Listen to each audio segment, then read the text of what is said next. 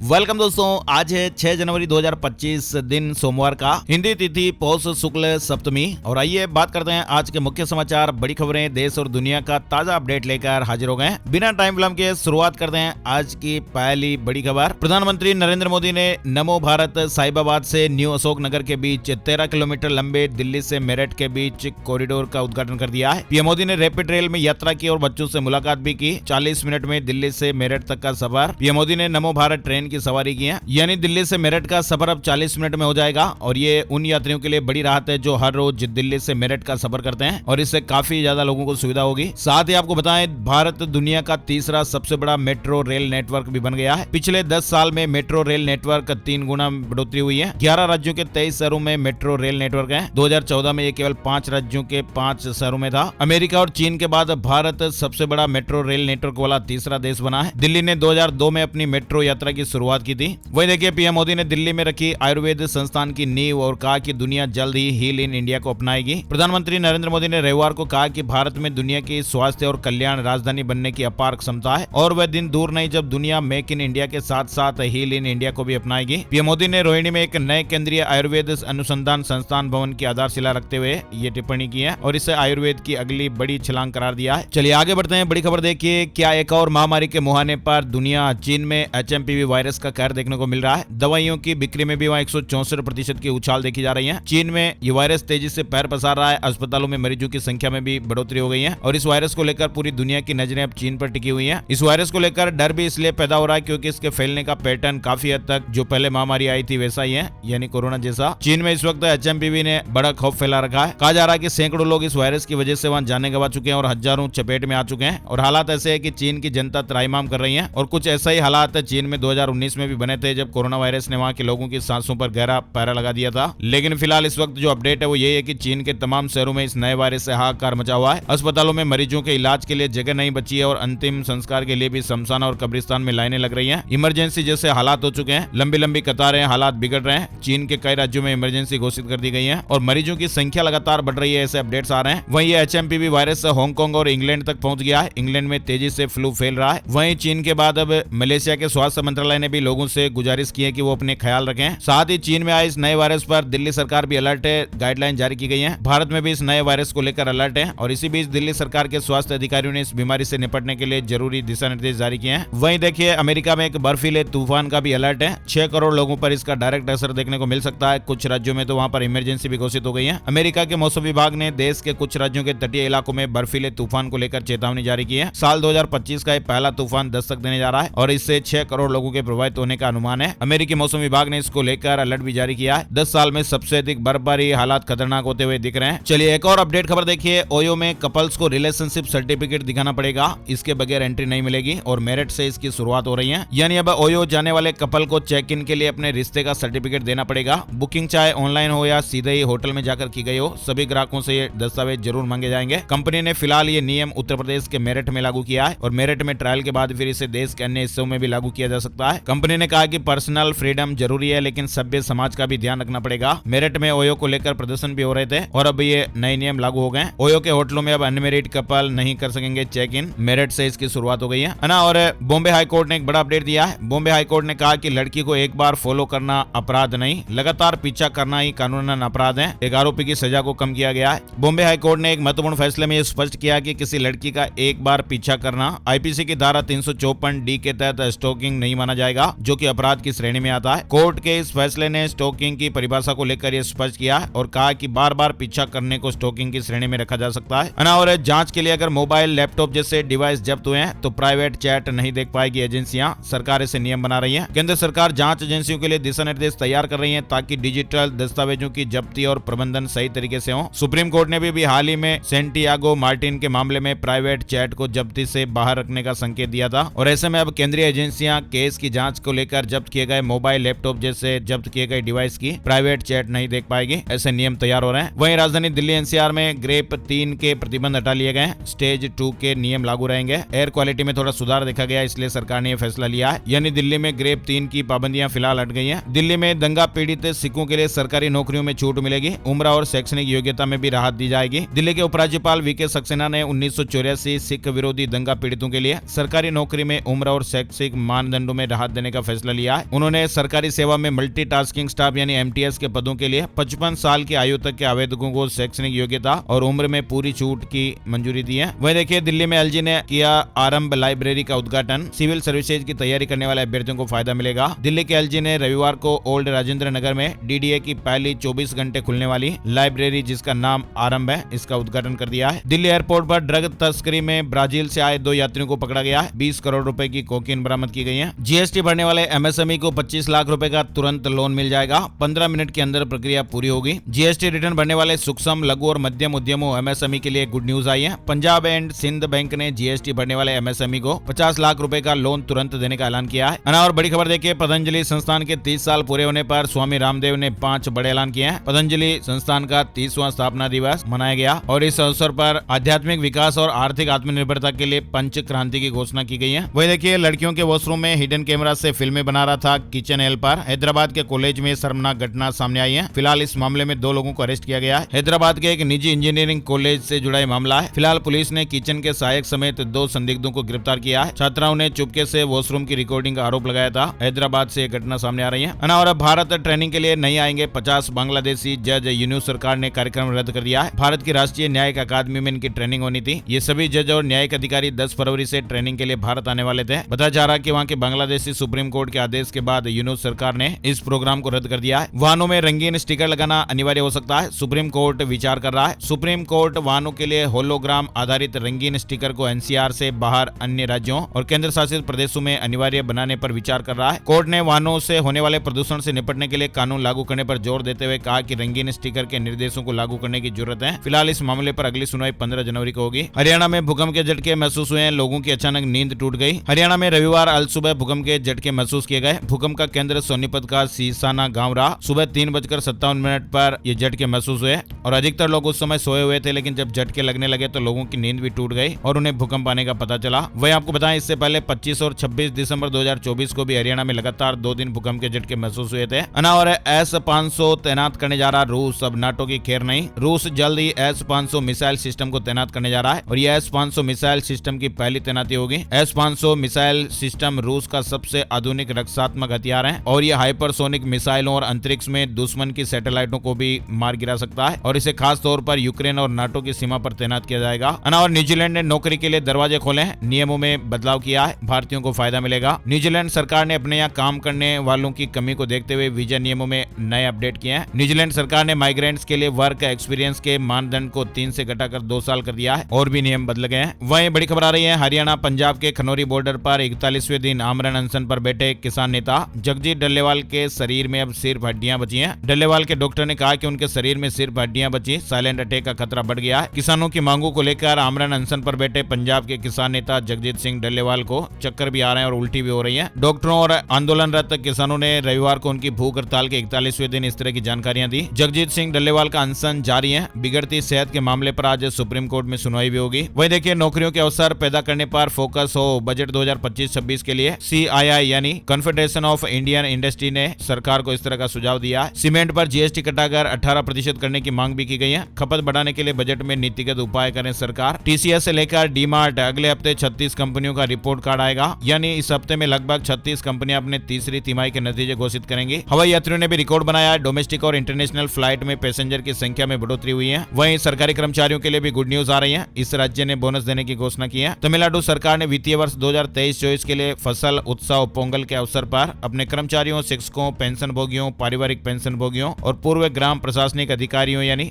VA को विशेष bonus और उपहार देने की घोषणा की है। C और D समूह के सरकारी कर्मचारी और शिक्षकों को 3000 रुपए तक का विशेष वेतन मिलेगा। अयोध्या में रामलला का अभिषेक करेंगे मुख्यमंत्री योगी आदित्यनाथ। 3 दिनों तक उत्सव चलेगा। अयोध्या के श्री राम मंदिर में रामलला के प्राण प्रतिष्ठा के 1 साल पूरा होने पर 11 से 13 जनवरी तक भव्य प्रतिष्ठा द्वादशी उत्सव मनाया जाएगा। मुख्यमंत्री योगी आदित्यनाथ 11 जनवरी को रामलला का अभिषेक कर उत्सव का शुभारंभ करेंगे। बिहार से बड़ी खबर आ रही है। विधानसभा चुनाव से पहले लोगों को बड़ी खुशखबरी मिली है। बिजली सस्ती हुई है। बिहार में इस साल लखीसराय के कजरा में निर्माणाधीन सोलर प्रोजेक्ट भी इस साल पूरा हो जाएगा। बिजली उपभोक्ताओं को प्रति यूनिट 15 पैसे के हिसाब से बिजली सस्ती मिलेगी। वहीं देखिए, बिहार का BPSC विवाद अब सुप्रीम कोर्ट पहुंच गया है। प्रीलिम्स परीक्षा रद्द करने की मांग हो रही है। बिहार लोक सेवा आयोग यानी BPSC प्रीलिम्स की परीक्षा रद्द करने की मांग को लेकर छात्र आंदोलन पर बैठे हुए हैं। छात्रों का नेतृत्व जन सुराज के मुखिया प्रशांत किशोर कर रहे हैं। प्रशांत खुद भी पटना के गांधी मैदान में आमरण आमरण अनशन पर बैठे हुए हैं। और इसी बीच अब ये मामला सुप्रीम कोर्ट भी पहुंच गया है। याचिका में बीपीएससी प्रीलिम्स परीक्षा रद्द करने का आदेश जारी करने की मांग की गई है। बिहार से जुड़ा एक और अपडेट आ रहा है। शिक्षा विभाग का ऐलान है, बिहार के 1.5 करोड़ से अधिक सरकारी स्कूली छात्रों को इसी महीने विभिन्न कल्याणकारी योजनाओं के तहत छात्रवृत्ति, पोशाक, साइकिल और मुख्यमंत्री किशोरी स्वास्थ्य कार्यक्रम की राशि उनके बैंक खातों में मिल जाएगी। अब पूरे बिहार में मोबाइल से नहीं कटेगा वाहन का चालान, ये अधिकारी लगा सकेंगे जुर्माना। एक बड़ा नया नियम भी आ रहा है। भागलपुर समेत पूरे बिहार में अब मोबाइल से चालान नहीं काटा जाएगा। इतना ही नहीं, अब HHD मशीन से भी सिर्फ SI रैंक के अधिकारी ही चालान काट पाएंगे। उत्तर प्रदेश से जुड़े कुछ जरूरी अपडेट चल रहे हैं। महाकुंभ 2025 में अखाड़ा परिषद ने चेतावनी दी है, नागा संत नाराज हुए तो चुकानी होगी बड़ी कीमत, अनैतिक बयानबाजी बंद करें। महाकुंभ 2025 के आयोजन को लेकर एक मुस्लिम धर्मगुरु के बयान ने विवाद खड़ा कर दिया है। धर्मगुरु का कहना है कि महाकुंभ वक्फ बोर्ड की 54 बीघा जमीन पर हो रहा है और इस पर अखिल भारतीय अखाड़ा परिषद ने कड़ी आपत्ति जताई है। वहीं देखिए, महाकुंभ 2025 से जुड़ा अपडेट, दुनिया भर में पहुंचेगी महाकुंभ की भव्यता। महा कवरेज के लिए 82 देशों की मीडिया भी पहुंचेगी। इसके अलावा महाकुंभ के नाम पर धड़ल्ले से साइबर फ्रॉड भी हो रहा है। उत्तर प्रदेश पुलिस ने एक वीडियो जारी कर बचने के तरीके बताए हैं। महाकुंभ में उत्तर प्रदेश सरकार की होगी कैबिनेट मीटिंग, कई प्रस्ताव पास होंगे। 132 साल पुराना इतिहास दोहराया जाएगा। 14 जनवरी को मकर संक्रांति का पहला अमृत स्नान किया जाएगा और फिर दूसरा अंतिम स्नान मौनी अमावस्या यानी 29 जनवरी को होगा। और इसी बीच कैबिनेट बैठक कराने की भी तैयारियां हो रही हैं। उत्तर प्रदेश में जल्द ही शुरू होगा मोबाइल क्लिनिक, फ्री में इलाज की सुविधा मिलेगी। वहीं देखिए, झारखंड से बड़ी खबर, 56 लाख से ज्यादा महिलाओं के बैंक खातों में 5,000 रुपए की राशि आएगी। झारखंड के मुख्यमंत्री हेमंत सोरेन सोमवार को मैया सम्मान योजना के तहत 56 लाख से अधिक लाभार्थियों के बैंक खातों में 2 महीने की राशि कुल 5,000 रुपए ट्रांसफर करेंगे। वहीं एक यूट्यूबर को 40 घंटे के लिए डिजिटल अरेस्ट कर लिया गया। यूट्यूबर अंकुश बहुगुणा को 40 घंटे तक डिजिटल अरेस्ट करके रखा गया और इस दौरान उनके बैंक खाते से ट्रांजैक्शन भी करा लिए गए। मध्य प्रदेश में भर्ती परीक्षाओं की फीस बढ़ाने की तैयारी हो रही है। सरकार ने एग्जाम फीस पॉलिसी लाने का ऐलान किया था। खबरें आ रही है कि मध्य प्रदेश कर्मचारी चयन मंडल इस साल आयोजित होने वाली परीक्षाओं के लिए फीस बढ़ाने की तैयारी कर रहा है। वहीं छत्तीसगढ़ से बड़ी खबर आ रही है, महतारी वंदन योजना में फिर से रजिस्ट्रेशन शुरू होंगे। दोबारा पोर्टल खोला जाएगा। छत्तीसगढ़ में महतारी वंदन योजना बंद नहीं होगी। निकाय चुनाव के बाद दूसरा चरण शुरू होगा। जो पात्र महिलाएं छूट गई हैं वे फिर से आवेदन कर सकेंगे। छत्तीसगढ़ में जल्द ही पत्रकार सुरक्षा कानून बनेगा। मुकेश चंद्राकर मामले को लेकर सीएम साय ने बड़ा बयान दिया है। उन्होंने स्पष्ट किया कि उनकी सरकार पत्रकारों के साथ खड़ी है और जल्द ही पत्रकार सुरक्षा कानून लाने जा रही है। गुजरात के पोरबंदर में कोस्ट गार्ड हेलीकॉप्टर क्रैश हो गया, 3 की जानें चली गई। वहीं रतलाम में ई बाइक को चार्जिंग के दौरान बड़ा ब्लास्ट हो गया, बच्ची की जान चली गई। वहीं बच्ची के नाना समेत 2 और झुलस गए। 2 दिन पहले ही सुधरवा कर लाए थे। रतलाम में ई बाइक में चार्जिंग के दौरान धमाके से घर में आग लग गई और एक 11 साल की बच्ची की जान चली गई। वहीं महाराष्ट्र में एक बार फिर बर्ड फ्लू ने दस्तक दी है। नागपुर में बर्ड फ्लू की वजह से 3 बाघ और 1 तेंदुए की जान चली गई है और इसके चलते अलर्ट जारी किया गया है। वहीं देखिए, राजस्थान सरकार की अनूठी पहल, सोशल मीडिया इन्फ्लुएंसर्स अब बनेंगे नव प्रसारक, सरकार की योजनाओं का प्रचार करेंगे। इन्फ्लुएंसर्स को 2 श्रेणियों में बांटा गया है। वहीं उड़ीसा सरकार ने बुजुर्गों और दिव्यांगों के लिए एक बड़ी राहत की घोषणा की है। राज्य में अब 80 साल और उससे अधिक उम्र के बुजुर्ग और शारीरिक रूप से 80% से अधिक दिव्यांग लोगों की सामाजिक सुरक्षा पेंशन अब 1200 रुपए से बढ़ाकर 3500 रुपए हर महीने कर दी गई है। इसके अलावा महिलाओं के लिए सबद्रा योजना, उड़ीसा सरकार ने अपनी सबद्रा योजना के तहत सभी पात्र महिलाओं को मार्च 2025 तक शामिल करने का फैसला किया है। जो महिलाएं 31 मार्च 2025 तक आवेदन करेंगे और योग्य पाई जाएंगी, उन्हें 10,000 रुपए की 2 किस्तों में सहायता राशि भी दी जाएगी। उड़ीसा से जुड़ा अपडेट है। चलिए, इसके अलावा देखिए, ट्रेन में इतने साल तक के बच्चों के लिए नहीं लेना पड़ता टिकट, रेलवे के नियम। छुट्टियों का समय चल रहा है और ऐसे में अगर आप भी रेल यात्रा कर रहे हैं तो जरूरी अपडेट है। भारतीय रेलवे से रोज करोड़ों की संख्या में यात्री सफर करते हैं। रेलवे में सफर करने वाले यात्रियों के लिए रेलवे की ओर से कई नियम भी बनाए गए होते हैं और इनमें से एक नियम टिकट बुकिंग को लेकर भी है। रेलवे में छोटे बच्चों का टिकट नहीं लगता है, तो वहीं कुछ बच्चों का हाफ टिकट लगता है। रेलवे नियमों के मुताबिक अगर आपके साथ 1 साल से लेकर 4 साल तक का कोई बच्चा सफर कर रहा है तो उसके लिए आपको अलग से टिकट लेने की जरूरत नहीं है। बच्चे जो 1 साल से 4 साल तक के हैं वो फ्री में ही यात्रा कर सकते हैं। लेकिन अगर 5 साल से लेकर 12 साल तक के बच्चे हैं तो आपको हाफ टिकट खरीदना पड़ेगा, आधा टिकट खरीदना पड़ेगा और इसमें आपको बच्चे के लिए सीट नहीं दी जाएगी। लेकिन अगर आप अपने बच्चे के लिए अलग से पूरी सीट लेना चाहते हैं तो फिर आपको पूरे टिकट के पैसे देने पड़ेंगे। और इस साल क्रिप्टो करेंसी रिकॉर्ड बना सकती है। खबरें और मीडिया रिपोर्ट्स में बताया जा रहा है कि साल 2025 में बिटकॉइन की कीमतों में बड़ा उछाल आ सकता है और जानकारों के मुताबिक ये रिटर्न के मामले में सोने को बहुत पीछे छोड़ सकती है। अमेरिका की एक फर्म के मुताबिक एक बिटकॉइन की कीमत इस साल 2 करोड़ रुपए पर पहुंच सकती है। अभी इसकी कीमत करीब 84 लाख रुपए है। चलिए, बड़ी खबर देखिए, सैलरीड कर्मचारी 15 जनवरी तक जमा कराएं टैक्स इन्वेस्टमेंट प्रूफ। ऐसा न करने पर सैलरी से पैसे कट सकते हैं। मतलब कि अगर आप सैलरीड कर्मचारी और आपने टैक्स बचाने के लिए टैक्स सेविंग स्कीम में इन्वेस्टमेंट किया है या घर के लिए लोन लिया है तो इसका प्रूफ आपको जल्द से जल्द अपने दफ्तर के फाइनेंस डिपार्टमेंट में जमा कराना है ना। और एनटीपीसी ग्रीन से जुड़ी बड़ी खबर देखिए,